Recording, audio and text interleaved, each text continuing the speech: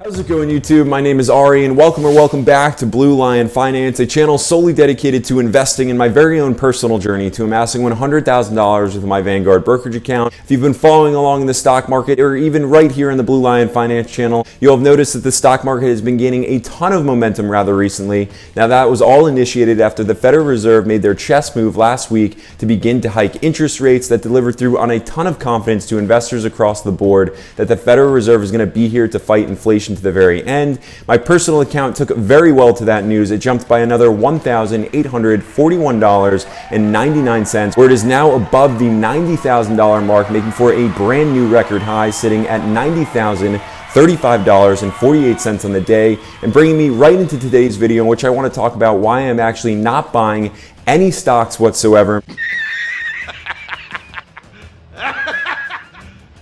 Before I actually dive into today's video, you know what to do, and tapping on that thumbs up button and helping me grow this channel. And of course, if you haven't already subscribed, make your way to doing so. I'd certainly love for each and every one of you to be on this journey with me. Now, YouTube, let's go ahead and dive right in.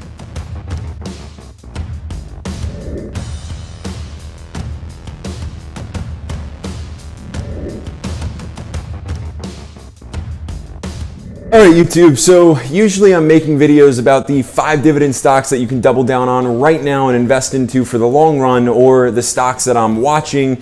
But in today's video, I'm just going to be talking about what I am not doing, and that is actually buying stocks this week.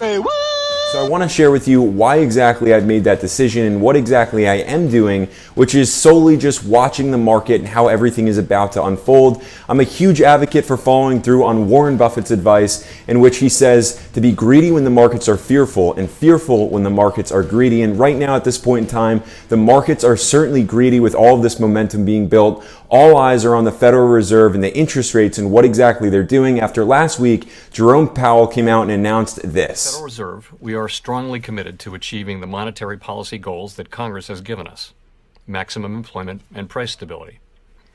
Today, in support of these goals, the FOMC raised its policy interest rate by 1/4 percentage point. The economy is very strong, and against the backdrop of an extremely tight labor market and high inflation, the committee anticipates that ongoing increases in the target range for the federal funds rate will be appropriate. In addition, we expect to begin reducing the size of our balance sheet at a coming meeting. Economic activity expanded at a robust 5.5% pace last year, reflecting progress on vaccinations and the reopening of the economy, fiscal and monetary policy support, and the healthy financial positions of households and businesses. Which is, in my personal opinion, all very positive news, and investors across the board would obviously certainly agree, hence all the momentum that has been built over the past handful of days.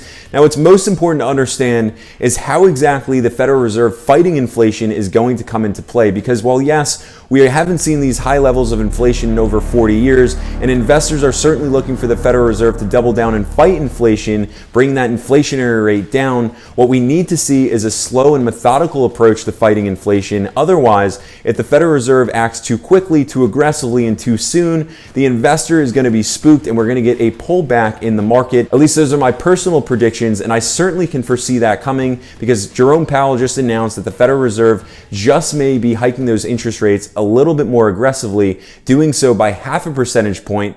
If we conclude that it is appropriate to move more aggressively by raising the federal funds rate by more than 25 basis points at a meeting or meetings, we will do so. And if we determine that we need to tighten beyond common measures of neutral and into a more restrictive stance, we'll do that as well. And that is now why we are seeing a slight retreat in the market as of this morning, as investors across the board, like myself, are just watching to see how this game plays out and the implications of the Federal Reserve's hawkish tone. Now, if by Friday we do see a slight dip in the market, of course, I'm going to be deploying my dollar cost averaging strategy and just picking up another share or two worth of Vanguard's Total Stock Market Index Fund, ticker symbol VTI. It is a fund I've mentioned time and time again on the channel, but I want to share with you that it is a fund that allows you to invest in over 4,000 companies ranging from large, mid, and small caps, all of which are either value or growth plays. So you're getting the best of both worlds, and honestly, a fund that you cannot go wrong with. As a long-term value investor, you're just investing with the market and reaping the benefits of investing in America. Now, with that being said, YouTube, I'd certainly love to know what all of you are going to be up to this week, if you've made chess moves already and doubling down on stocks, or if you're like me and waiting to see how everything is about to play out. So go ahead, drop all those comments below. I'd certainly love to read through them. Understand that I'm not a financial advisor, so prior to making any investment decisions and following all of my videos, just make sure you do your own due diligence. Now, of course, tap on that thumbs up button and help me grow this channel, get the word out there. And if you haven't already subscribed,